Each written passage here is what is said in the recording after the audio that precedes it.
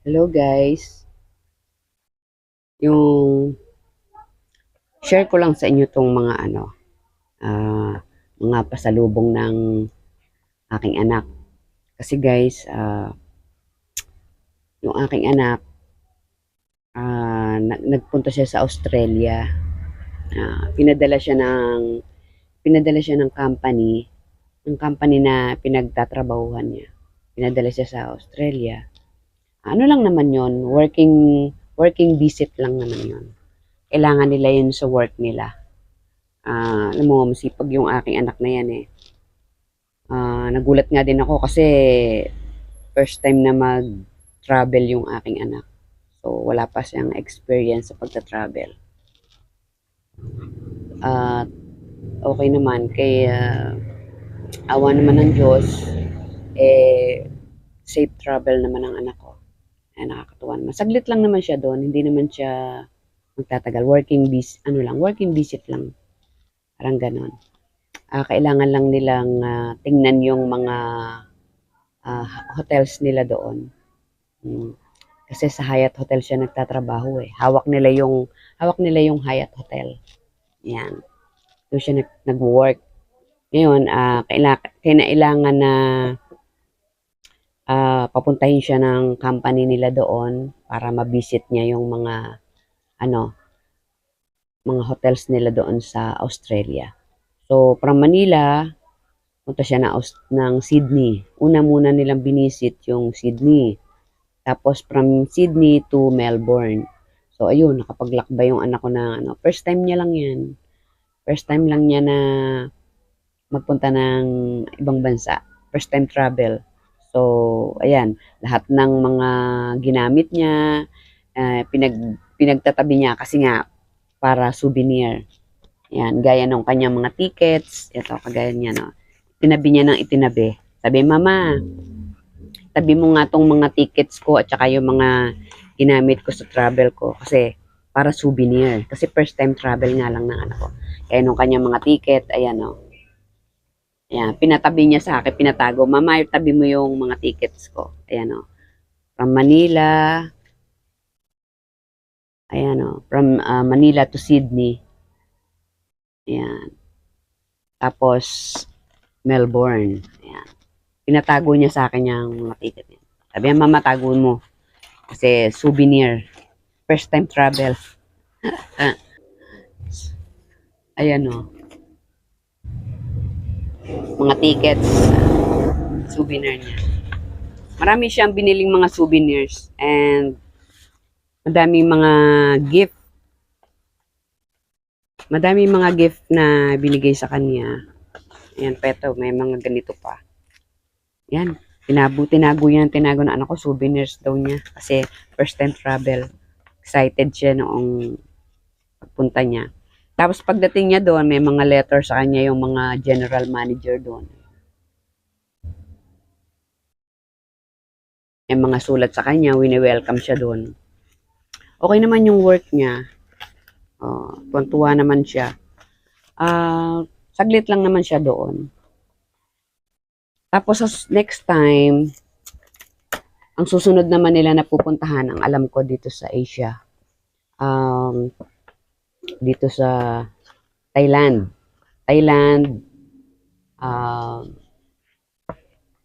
Vietnam, yan, alam ko hindi ko matandaan kung saan. Basta dito sa Asia, pagsasabay-sabayin nila yan. Thailand, Vietnam, Malaysia, ata yan, pupuntahan nila next time. So, ta-travel na naman siya. So, yun naman ang next na susunod naman na pag-travel niya. Ayan, tinabi niya yung mga letters na natanggap niya doon, no? Yung pag-welcome sa kanya doon. Yan, tinago niya ng tinago, ayan, no? Ayan. Galing sa pang-welcome, ayan, no? Winelcome siya. Tsaka dito sa, alam ko to magandang, to The Standard.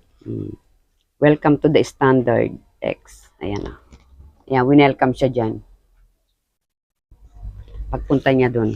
So, ayan, pinagtatabi niya yan para souvenir. Tapos, pag uwi niya, weeks lang naman siya doon. Ilang weeks lang siya doon. Pag uwi niya, maraming mga pasalubong. Ayan, maraming mga pinadala sa kanyang mga souvenirs. O gaya nitong mga mugs. Toto. From Hyatt Hotel. Yan. Pinadala sa kanya mugs. Ayan, bali dalawa. Ayan, ganyan.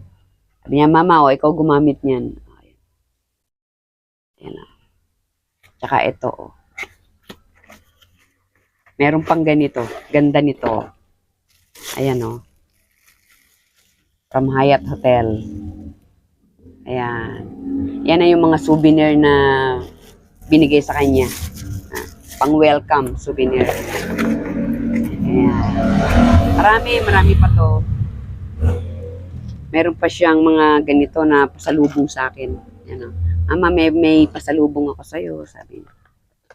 Dalawa. Yung laman nito ay keychain. Ayan, ang ganda. Ayan, sabi ko, naku, ang gaganda naman yan. Hindi naman ako gumagamit ng keychain. Pero ang cute. Maganda siyang pang souvenir. Ganda. Yan, dalawa yan. Ito pa yung isa. Ayan yung mga pasalubong. Ayan. Ayan mga pasalubong ng anak sa akin. Tapos, meron pang ganito.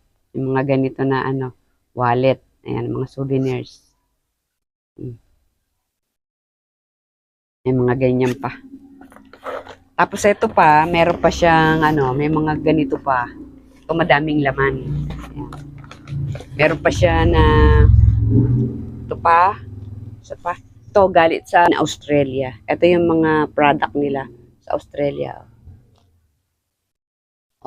Alam ko to kasi yung kapatid ko, nagkaasawa siya ng Australian dati.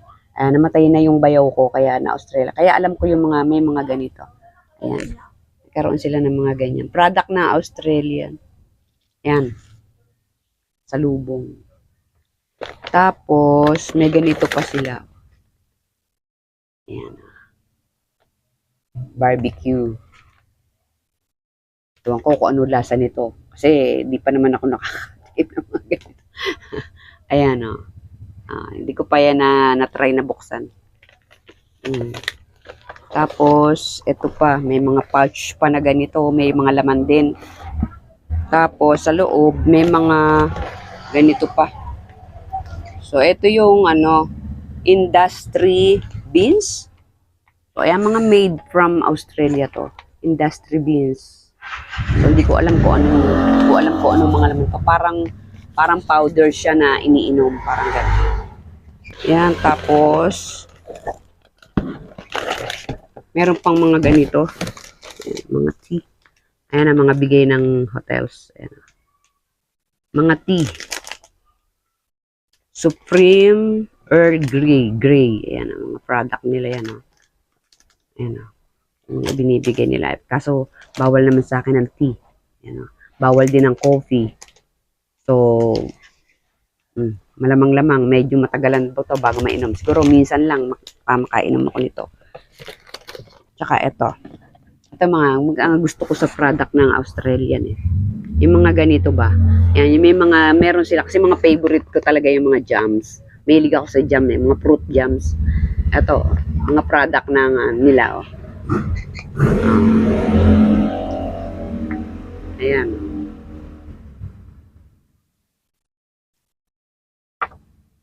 Ito ay Fir Vanilla and Whiskey Jam. Fir Vanilla and Whiskey Jam. Tapos ito namang isa rose jam. May rose jam pala.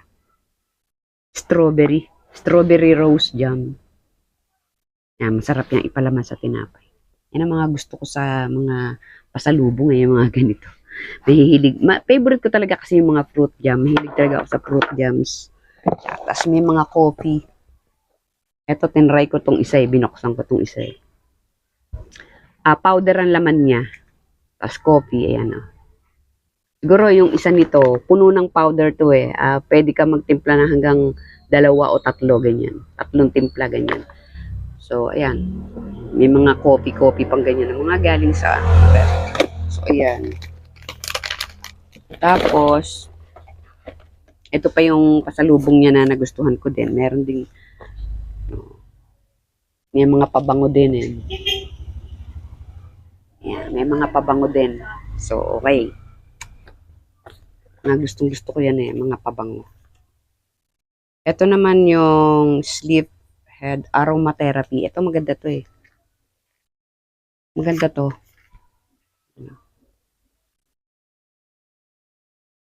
Aromatherapy. Ito yung parang ini-spray ata. Ayan. Yan ang mga pasalubong. Hirap naman buksan ito. Ayan o. Ganito lang yung laman niya. Parang ano siya. Sarap siya pagka inilagay mo sa mga ganito. Tapos, inamoy-amoy mo. Ayan o. May kakaiba siyang aroma, yung amoy niya. Parang, pag nahihilo ka, parang mawawala yung hilo mo. Ayan siya. Tapos, para kang inaantok, ganon. May something na ganon like that. Sleep head, kung tawagin. Ayan. Ayan na. Yan naman yung gamit niya. Parang ang sarap niya amuyin. Parang nare-relax ka. Ganon. Ikoji. Ikoyu. Ikoyu. Ikoyu therapy. Ayan. Ang sarap amuyin yung ano niya, aroma. Ayan siya. Ganda siya. Kasi, nung inamoy ko, parang medyo nare-relax ako. Tsaka mabango yung ano niya, yung pabango niya, mabango. Yung iba dinala niya ulit doon sa ano niya, sa boarding house. So, iniwan niya lang sa akin tong isa. Mabango. Pang girl, oh. Bango. Para siyang fruits na, ano, basta mabango, kakaiba. Tapos, eto pa, meron pa mga ganito, na pabango na. Ito, pabango din eh, oh. Ayan, may mga ganyan din siya. Aha. Tapos, eto pa, distress. Hindi ko alam kung para saan to.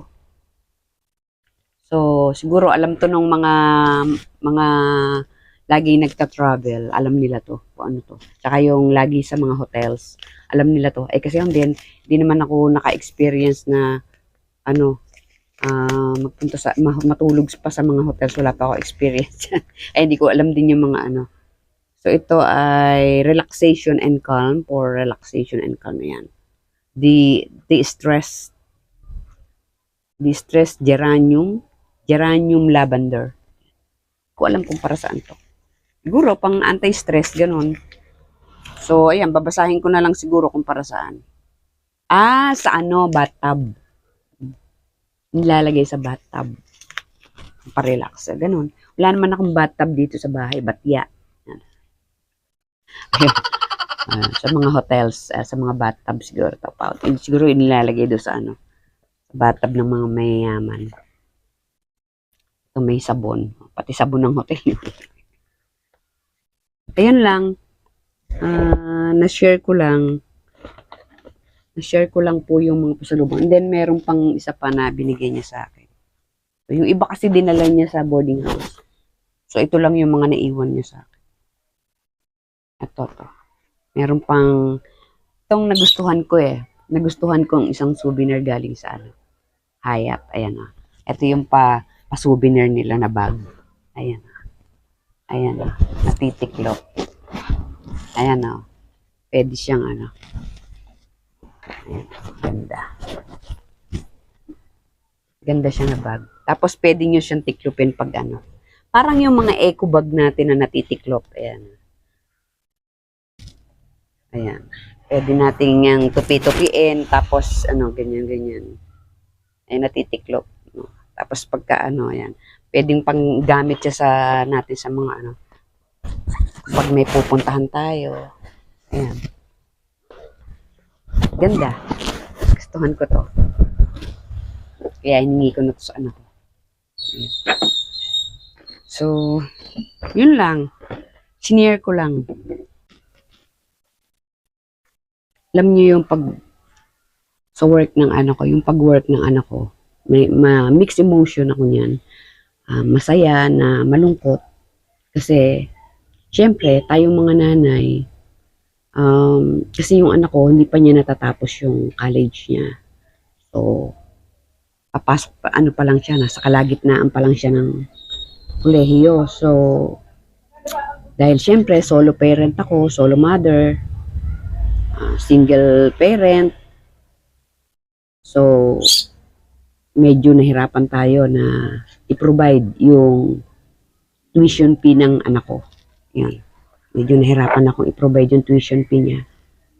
Kasi nga, syempre, solo lang ako. Tapos, nagkaroon pa ako ng aksidente noon, di ba? Nabalian ako. Ganyan. So, yung work ko noon, nagte-therapy ako. So, na-aksidente yung kamay ko. Yung dating lakas ng kamay ko, na iba. Parang, nag-iba yung ano.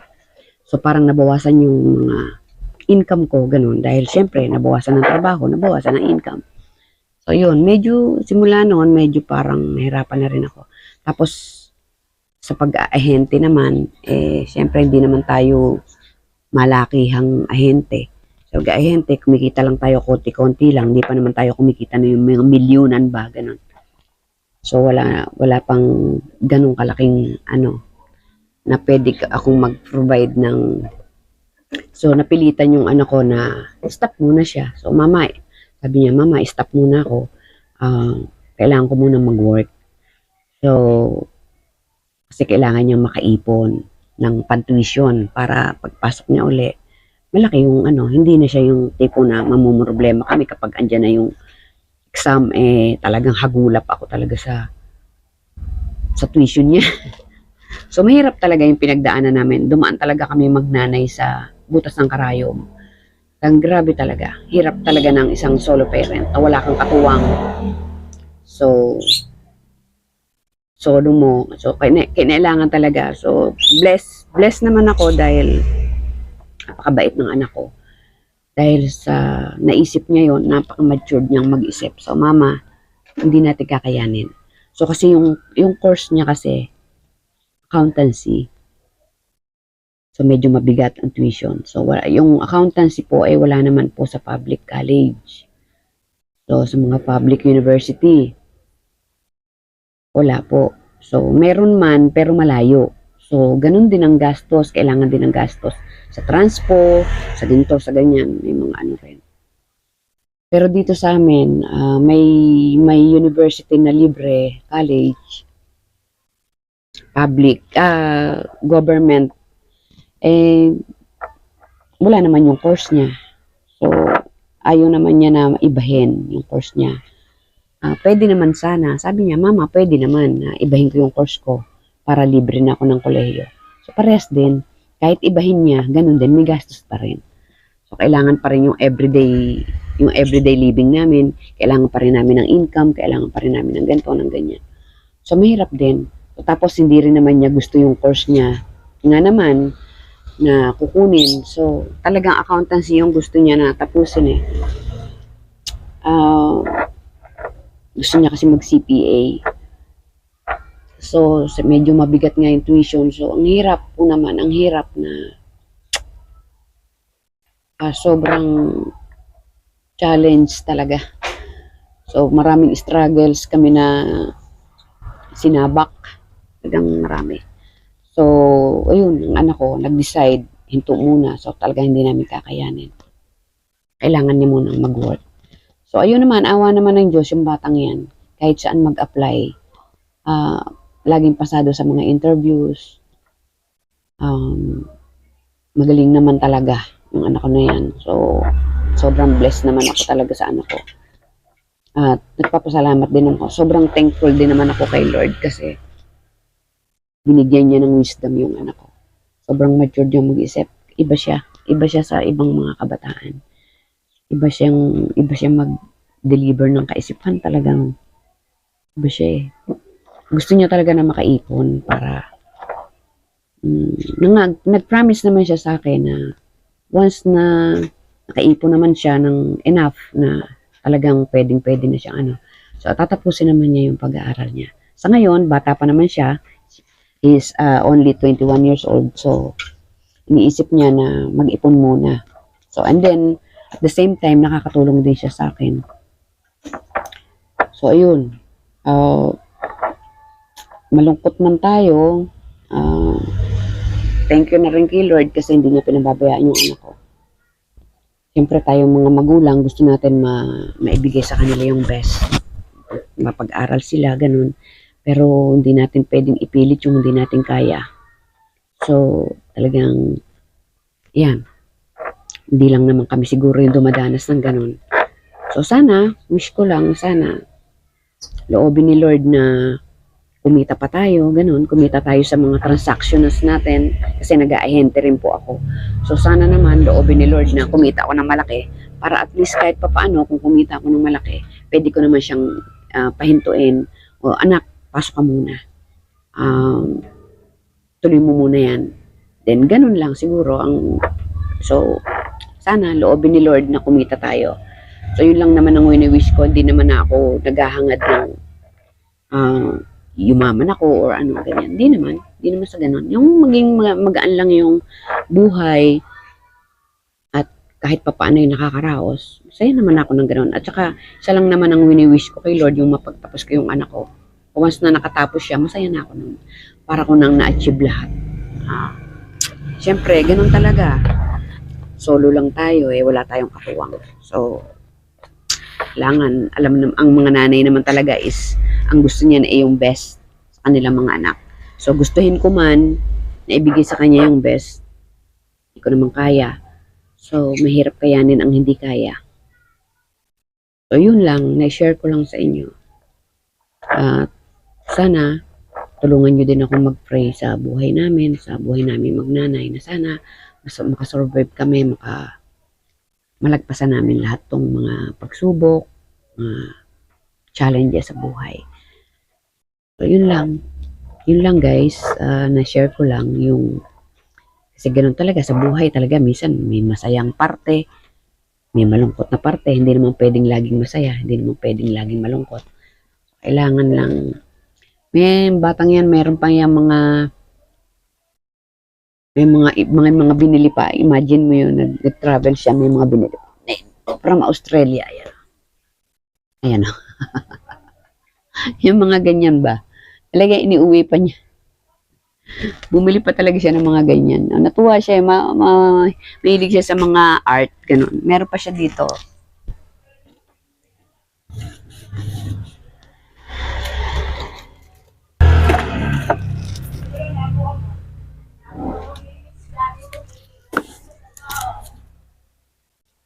Meron pa siya mga ganito. Ayan. Ayan, mahilig talaga siya sa ano. Ayan o. Madami yan Yung iba dala niya sa office niya. Ayan, mahilig siya sa mga ganyan. Yung mga souvenirs. Bit-bit niya talaga yan. Tsaga niya magbit-bit. Ayan, mama, dami daw niyang uwi sa akin. Ayan. So, meron pa nga ano pa.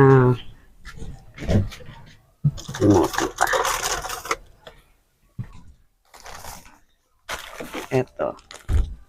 Meron pa mga ganitong souvenir pala ito. Nilagay ko kasi sa rep kasi mga chocolate siya. Ayan o. Ano. Ayan mga souvenir. Galing sa Hyatt Hotel. Ayan o, mga ganyan. Tapos meron pa mga ganito. Ayan o. Tapos meron pa mga ganito. Ayan, dami. Mga chocolates. Meron pang ganito. Ito ang mga favorites ko dapat. Ito. Tintang. Mga ganito pa, Mga chocolates. Ayan. Yung batang yan, First time travel yan, Pero pagpasalubong na ng chocolates. Ayan, mga ganyan. Lagay ko kasi sa rep. Kasi chocolate. Kaso, hindi naman ako pwedeng kumain ng mga tsokolate dahil bawal sa atin. Bawal. Pwede, paminsan-minsan lang. Kasi kailangan din naman natin ng sugar sa katawan. So, yun, paminsan-minsan, tumitikim-tikim ako, ganyan. So, yun lang, na-share ko lang, guys, yung mga pasalubong ng anak ko.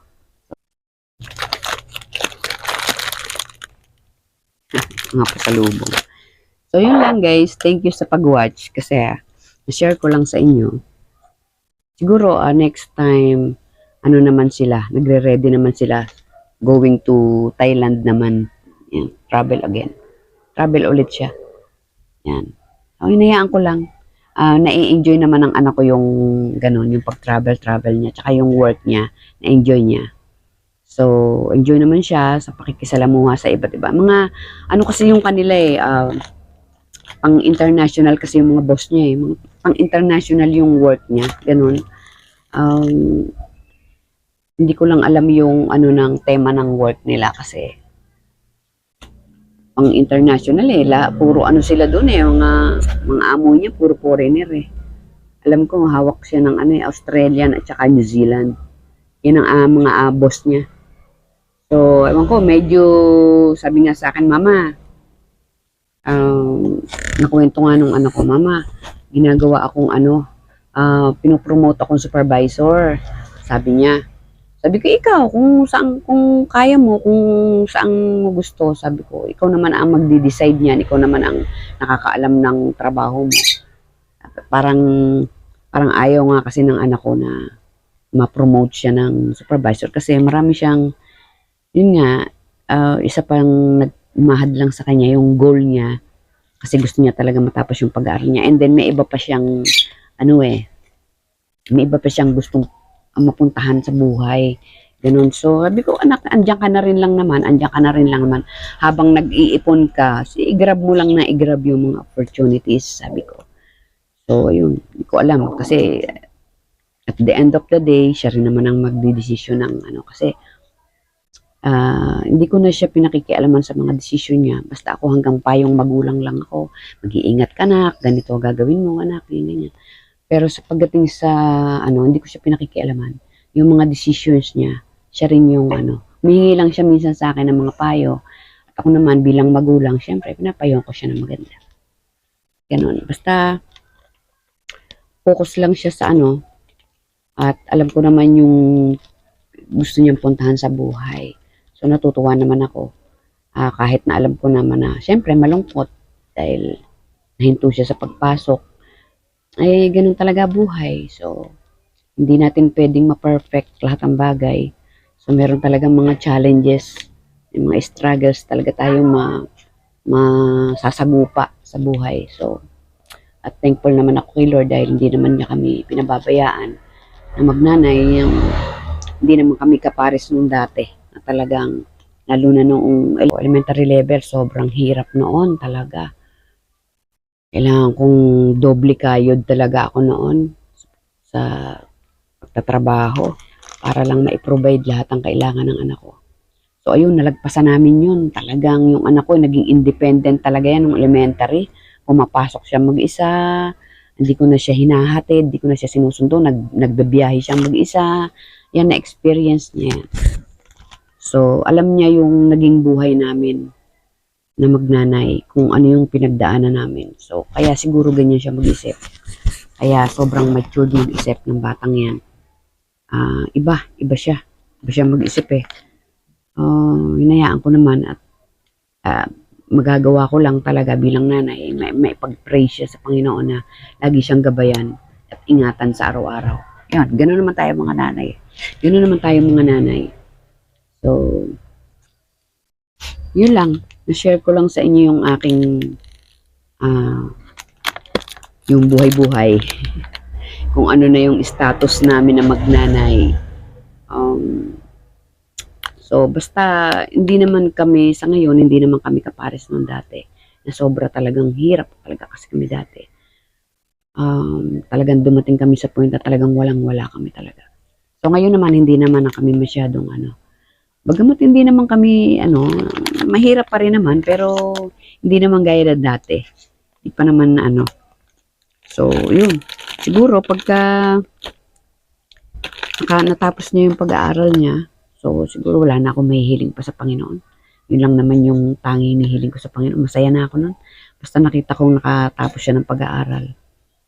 Masaya na ako nun. And then, basta nakita ko rin na yung buhay niya hindi naman hirap. Syempre, gano'n naman tayo mga parents. Bago man lang tayo mawala dito sa mundo, makita naman natin na ang mga anak natin na iiwan nasa magandang kalagayan. Yun lang naman yung tanging hangad ko.